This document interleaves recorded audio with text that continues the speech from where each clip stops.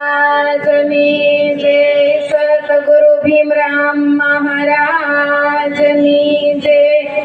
सुखराम बापुनी जय। रामदास महाराजनी जय। पधारेला हरिगुरु संतनी जय। नामे पातक सूटिया नामे नासे रोग। नाम समोवड़ कोई नहीं जप तप तीर्थ के योग। नामे पातक सूटिया तो के नाम समान काई નથી।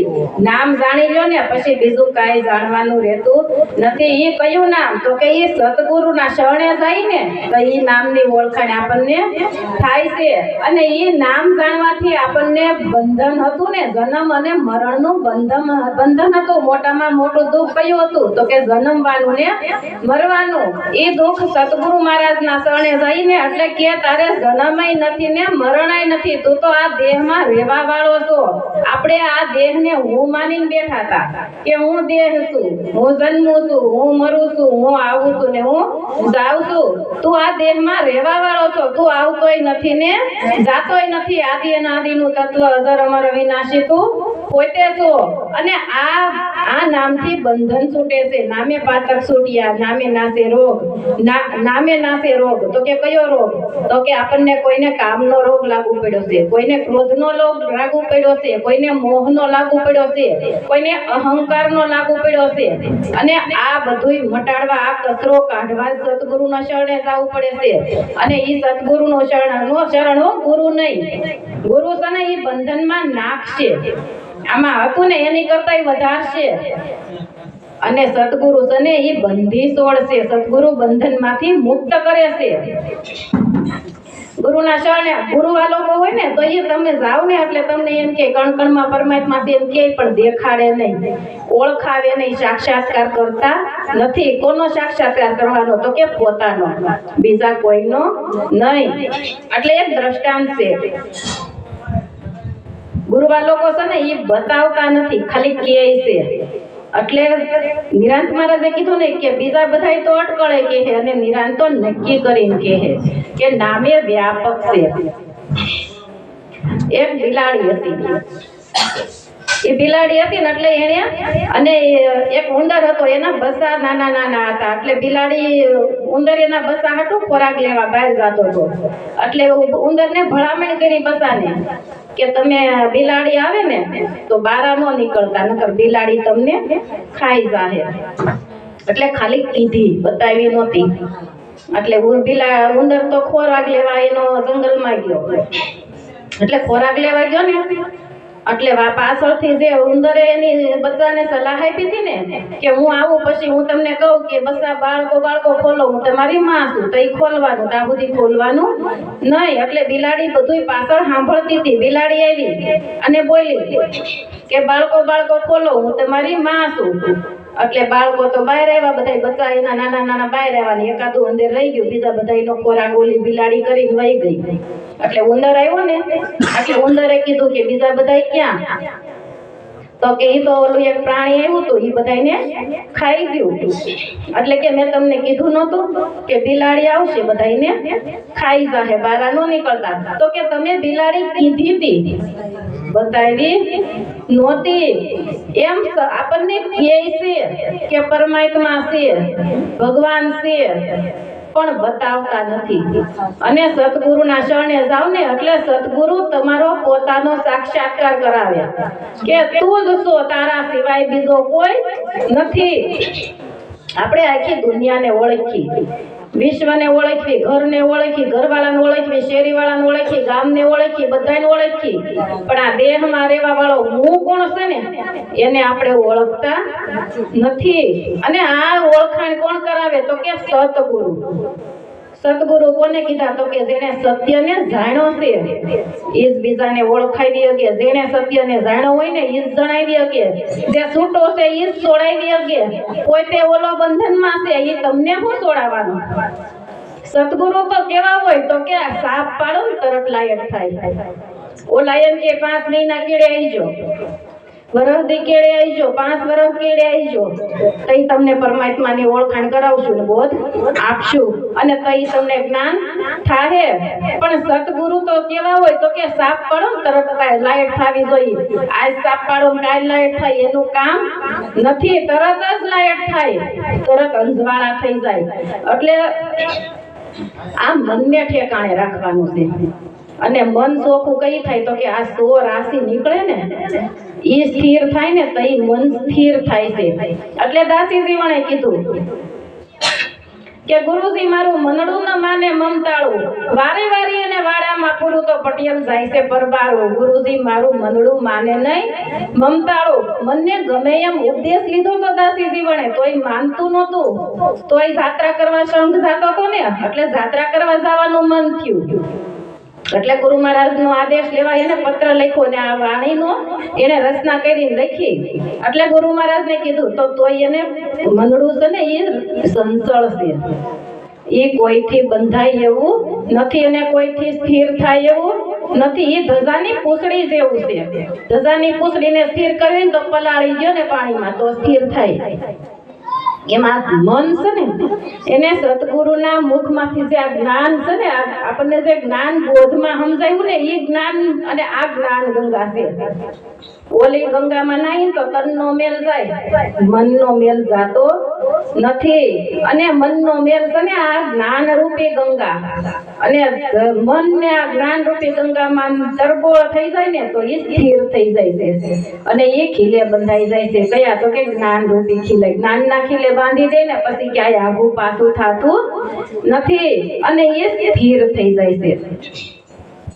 એટલે પછી આ વાણીની એને પત્ર મોકલો ને એટલે ભીમ સાહેબે પાછો હામો પત્ર મોકલો તો કે જીવન જીવને ત્યાં રાખીએ. ક્યાં રાખવાનું? ત્યાં રાખીએ, જ્યાં ત્યાં નહીં. જ્યાં ત્યાં જાતું તું. જીવન જીવને ત્યાં રાખીએ, જ્યાં વાગે અનહદ તુરા. ઝિલમિલ ઝિલમિલ જોત જલધીએ વરસે અનહદ નૂરા. તો કે જીવન જીવને ત્યાં રાખીએ જ્યાં વાગે અનહદ તુરા. પછી જ્યાં આપણને ગુરુ મહારાજે વસન ઉપર ઉભા રાખ્યા છે ને પછી ન્યા જ રહેવાનું છે. ત્યાંથી આગું પાછું થવાનું નથી. પણ એ આગું પાછું મન સ્થિર થઈ જાય અને સુરતા સજાગ બની જાય ને તો આગું પાછું થતું નથી. સુરતા છે ને એ વૃત્તિ હતી આપણી અને ગુરુ મહારાજે એને વાળી અને સુરતા બનાવી દીધી. અને સુરતા થાય ને પછી જે સતગુરુનો શબ્દ પકડે અને પછી આ સતગુરુ છે ને એની વાણી છે ને એ નિર્મળ હોય, એની દ્રષ્ટિમાં કોઈ ભેદ ન હોય. એટલે એક વાણીમાં કીધું શંકર મહારાજે કે હંસા વાણી જેની રે અમૃતા જેવી,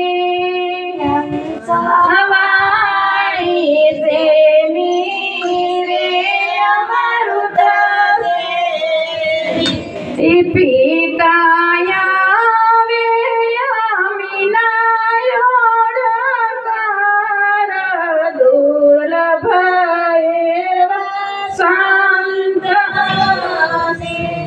હંસા વાણી જેની અમૃત જેવી. સંતની વાણી છે ને એ નિર્મળ થઈ ગઈ હોય, એમાં કોઈ પ્રકારનો મળ હોતો નથી. એ કેવી હોય તો કે સતગુરુનો શબ્દ એવો મુખમાં સાકર જેવો, જેમ પ્રભાત મીઠા મેવા. સતગુરુનો શબ્દ છે ને એ અમૃત સમાન છે અને એ પીવો ને અમૃત એટલે અમર કરી દેશે. એ તમે અમર, કારણ કે દેહ કોઈનો અમર થયોય નથી ને થવાનોય નથી. અમર તત્વ કયું છે તો કે મારું તમારું જે નિજ સ્વરૂપ છે ને એ અમર છે અને એને ઓળખવા સદગુરુના શરણે જવાનું છે. બાકી તો પુસ્તકો પોથી પાનન વાંચો ને એમાં જ્ઞાન ભરપૂર છે, ક્યાંય જ્ઞાન છે એવું નથી એવી વાત નથી. સપ્તાહ વાંચતા હોય ને હાથથી તો એમાંય જ્ઞાન ભરપૂર આવે છે, એમાંય બધી વાત થાય છે, પણ આપમેળે સમજાય એવું નથી. એ સતગુરુ મળે ને પ્રગટ જાગતાના પ્રમાણ કીધા. એટલે ગોરખે કીધું કે હે મનસા માલણી તું જાગતા નરસેવ તો તને મળે નિરંજન દેવ. મનસા માલણી આ જાગતા છે. કેમ જાગતા તો કે જે પોતાના સ્વરૂપમાં જાગી ગયા છે. એને જાગતા કીધા, પોતાના સ્વરૂપમાં જાગવાનું છે. ઓલી નીંદર તો સાંજે હોવી તો સવાર થઈ પાકી જાય છે, પણ મોહ નિંદ્રામાંથી જાગવાનું છે. આપણે મોહ નિંદ્રામાં હુતેલા હતા. મોહ નિંદ્રામાંથી જાગી જાય ને પછી પોતાના સ્વરૂપનું જ્ઞાન થાય, પછી કણકણમાં પરમાત્માના દર્શન થાય. ગીતાજીમાં કૃષ્ણ ભગવાને કીધું કે હે અર્જુન, હું કણકણમાં છું, મારા વગરની હોયની અણી મુકાય ને એટલી જગ્યાએ ખાલી નથી, પણ આપણને ઓળખાતો તોય નથી. વૈષ્ણવ ભાઈ બ્રહ્મસમન ઓલા બાવાશ્રી આવે ને તો બ્રહ્મસમન લીધું હોય, મંત્ર આપ્યો હોય શ્રી કૃષ્ણ શરણમ મમ, તો એનો અર્થ એ મંત્ર કોઈ દી આપણે વાગોળતા નથી કે શ્રી કૃષ્ણ શરણમ મમ નો અર્થ શું થાય?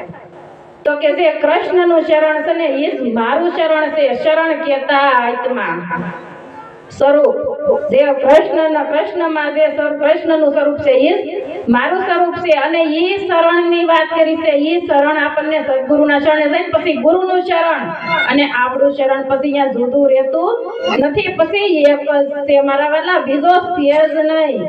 એક શતાબ્દી કોની કને છે, બીજો જાણી તું બીતો ફરે છે. રાખ હિંમત તો નિર્ભય થાય. એટલા સતગુરુ વિના તને કોણ છોડાવે? સતગુરુ છે ને એને એટલે જ બંધી છોડ કીધા ને. સતગુરુના શરણે રામ ને જાવું પડ્યું તું, કૃષ્ણ ને સતગુરુનું શરણ સેવવું પડ્યું તું, રામા પીર ને ગુરુનું શરણ સેવવું પડ્યું તું.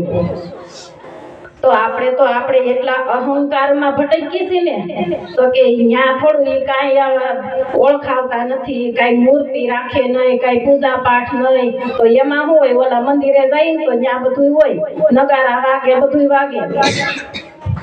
દેવળ ફેરવીને ઓલા એક સંતનું નામ યાદ નહીં આપણને, એ સંતને એમ કે દેવળ ફેરવીને દર્શન દીધા. તો કહું આ સણેલો મંદિરના કોઠાર હોય એ કઈ ફરે? એટલે આ દેવળ ફેરવીને દર્શન દીધા, દેવળનું પરિવર્તન થઈ ગયું. પછી નખ શીખ પરિબ્રહ્મ પરમાત્માની મૂર્તિ છે, ક્યાં નથી? જ્યાં તમે એમ કહો નથી તોય નથી એવું નામ છે. ક્યાં નથી? નથી કહેવાય એવો છે જ નહીં.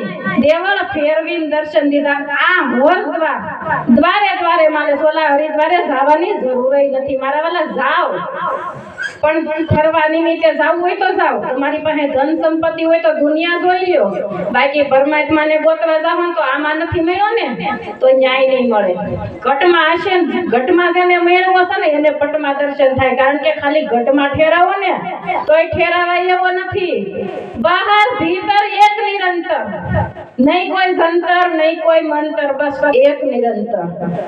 પછી અહીંયા એક તારો લાગી જાય છે, પછી અહીંયા જુદો રહેતો નથી. પણ આપણામાંથી હવા નીકળે ને તો છોકરાઓ છે ને રમતા હતા શેરીમાં બોલથી, એટલે એક આમથી પાટું મારે ને તો બોલ આમ જાય, પાછો આમથી મારે એટલે બોલ આ બાજુ આવે. એટલે એક સંત નીકળ્યા, બોલ છે ને એ સંતના શરણમાં જઈને પડ્યો.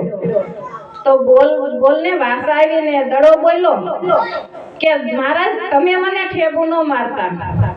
એટલે મારા સંતે છે ને હાથમાં લઈને કીધું કે તને બધા ઠેબા શું કામ મારે છે? તો કે તારામાં હવા ભરી છે, એ હવા તારી નીકળી જાય એટલે પછી તને કોઈ ઠેબા મારશે ન. એલા સતગુરુના શરણમાં જઈને ખાલી થઈ જાવ.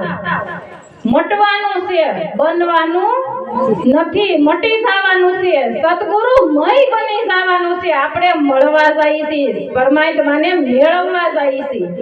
આપણે મેળવવા જાય છે ને, નવધા ભક્તિ કરતા તો આપણે પરમાત્માને મેળવવા હાટું કરતા હતા.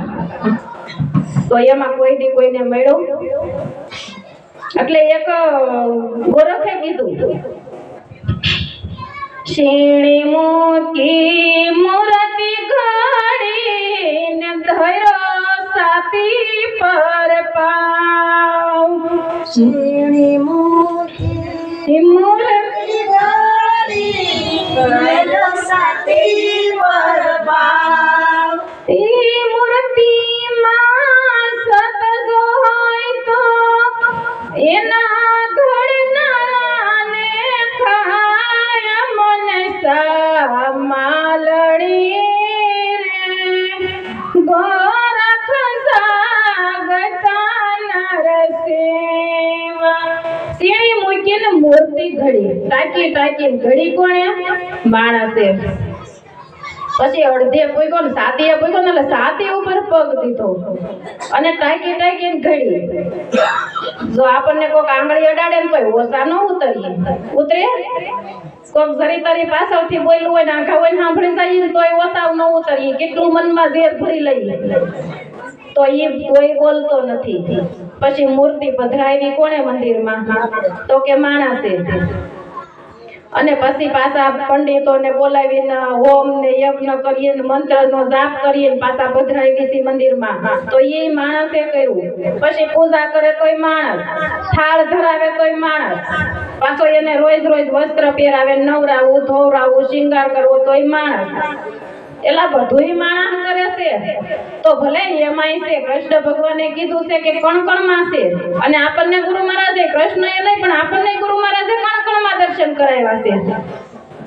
એમાંય છે પણ પ્રગટના પ્રમાણ કીધા. કારણ કે તમારા મનનું સમાધાન, તમને પોતાને ઓળખવો છે ને તો પ્રગટ પાસે જાઓ ને તો જ સમાધાન થાય, નકર થાય એમ નથી. એટલે આપણે છે ને અંધશ્રદ્ધામાં એટલા પડ્યા છે ને કે આપણે સંતો કહે છે પોકારીને તોય આપણે સમજવા તૈયાર નથી.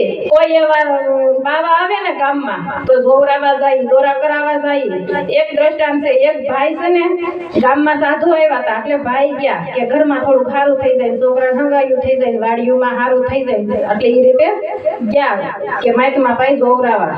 તો ગયા એટલે માઇતમાં કે તમારા પાણીયારા હેઠે 5 ફૂટ ઊંડી માયા છે, 5 ફૂટ ઊંડો ખાડો કરજો. એટલે ભાઈ તો હરખમાં નરખમાં આવ્યા ઘેરે આવ્યા ને એટલે બેન સત્સંગી હતા. બેન કે અત્યારે ખાડો ખોદાય નહીં, માઇતમાને આપણી ઘેરે જમવા બોલાવો. એટલે માઇતમાને જમવા બોલાવ્યા. બેને ઝૂકતી રહી. સુરમું બનાવ્યું ને એટલે થાળીમાં પેલા નાખ્યું ઘી અને પછી ઉપર નાખ્યું સુરમું. એટલે સુરમાનો ઢગલો થયો એટલે ઘી દેખાય નહીં. એટલે માઇતમાં જમવા બેઠા. એટલે માઇતમાં કે બેન બેટા ઓરી આવી તો. એટલે બેન આવી. એ કે તું સુરમામાં ઘી નાખતા ભૂલી ગઈ તો. એ કે માઇતમાં તમને 5 ફૂટ ઊંડી માયા દેખાય છે તો તપતી સુરમાં હેઠે ઘી નથી દેખાતું? દેખાવું જોઈએ ને. જેને 5 ફૂટ ઊંડી માયા દેખાતી હોય, તમારું ભવિષ્ય દેખાતું હોય ને એટલા સુરમાં હેઠે ઘી નો દેખાય તો આપણી મૂર્ખાઈ કહેવાય.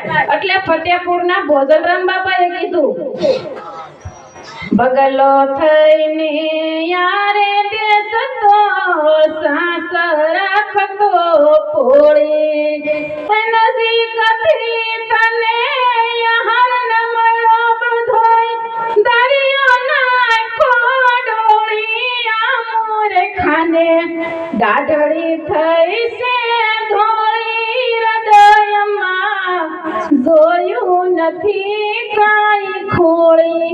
બગલો આપણી બગલા જેવી દશા હતી. અને ગુરુ આપણે જાત્યા ડોળતા હતા, આખી દુનિયા ડોળી, બગલા જેવી દશા હતી.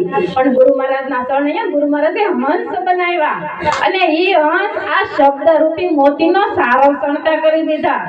એ પછી બીજે મોઢા મારતા નથી. ગમે એવા દોરાવાળો આવે, જોવરાવા વાળો આવે, ગમે એવી જાત્રાએ સંગ જાતો હોય તો પછી આપણું ભટકણ મટી જાય. પછી ભટકણ રહેતું નથી. બગલો થઈને આરે બેસતો અને સાંસ રાખતો પોળી. નજીકથી તને આહાર ન મળ્યો, આ ઘેરે આવીને કહે છે તો અહીંયા તને ખબર ઓળખાતું નથી, જ્ઞાન નથી થતું. અને આખી દુનિયા ડોળી નાખી. અને મૂર્ખાને દાઢડી થઈ છે ધોળી હૃદયમાં જોયું. મૂર્ખો કોઈ માણસને નથી કીધો. મન ફતેપુરના ભોજનરામ બાપાએ મનને મૂર્ખ કીધું છે. મૂર્ખ મન ભજી લે ને કીર્તાર, આ સપના જેવો છે સંસાર. કારણ કે માણસને કોઈને કાંઈ સંતોએ ઘણી વ્યાખ્યા ભજનોમાં સત્સંગમાં કરી, પણ માણસને નહીં, મનને સમજાવવાનું છે. સદગુરુના શરણે જઈને મનને સમજાવવાનું છે કે મૂર્ખાને દાઢડી થઈ છે ધોળી હૃદયમાં જોયું. હૃદય કેવું? તો કે આમાં કઈ માસ આમાં ધબકે છે, એ હૃદયની વાત નથી કરી. કયું હૃદય? તો કે સમજણ છે ને, એને હૃદય કીધું છે. સમજણમાં જ ઉતરવાનું છે.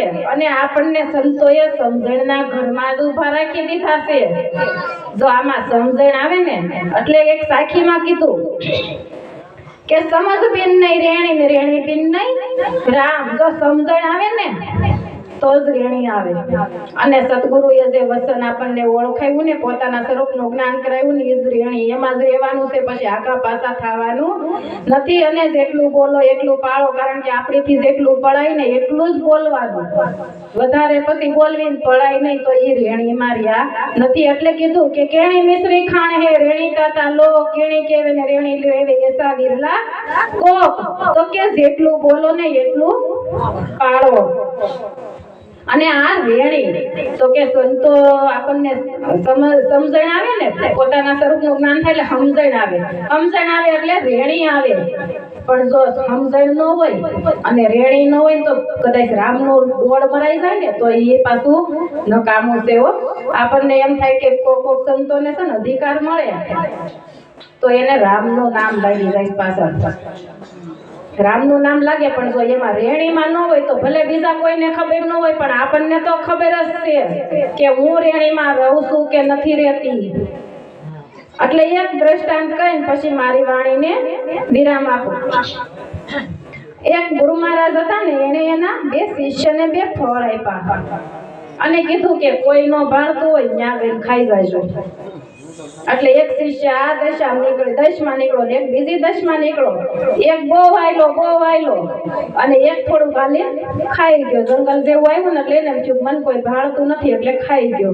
અને બીજો બહુ વાયલો તો જંગલ આવ્યું તો એને એમ થયું મને કોઈ ભાળે છે.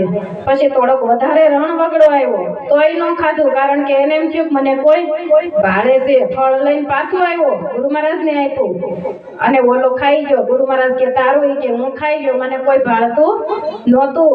અને બીજો હતો એ કે ગુરુ મહારાજ ઘણોય રખડો પણ મને કોઈ એવી જગ્યા મળી નહીં કે મને કોઈ ભાળતું હોય એવી. કારણ કે કોઈને ન ખબર હોય તો કઈ નહીં, રણમાં કોઈ નહોતું ભાળતું, પણ મને તો ખબર હતી ને કે હું ખાઉં છું.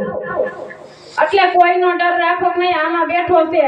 તમને પોતાને તો ખબર જ છે આપણે શું કરીએ છીએ ને. અને રેણી સદગુરુએ રેણી આપી છે ને, એ રેણીમાં રહેવાનું છે. રેણીનો મહિમા છે. અને આપણે ભજન ગાઈએ ને, ભજનમાં બેહીએ તો ભજનમાં બેહવી હતી, પણ ભજન આપણામાં નથી બેસતું. ભજન આપણામાં બેહવું જોઈએ. ગમે એટલા ભજનમાં જાવ હોય, પણ જો ભજન આપણામાં ન બેહે તો એ નકામું છે. અને ભજન ગાઈ નાખવાને ગાઈ લ્યો, ગાવ પછી એમાંથી એનો સાર લ્યો. અને સમજણમાં ખાલી ઉતારવાનો છો, ખાલી ગાવાનું નથી ને વાગોળે ન થાય, પછી એને સમજણમાં જીવનમાં ઉતારવાનું છે. એટલું બોલી મારી વાણીને વિરામ આપું. આપણે સંતોને સાંભળી. બોલો સત્ય ગુરુ મહારાજની જય.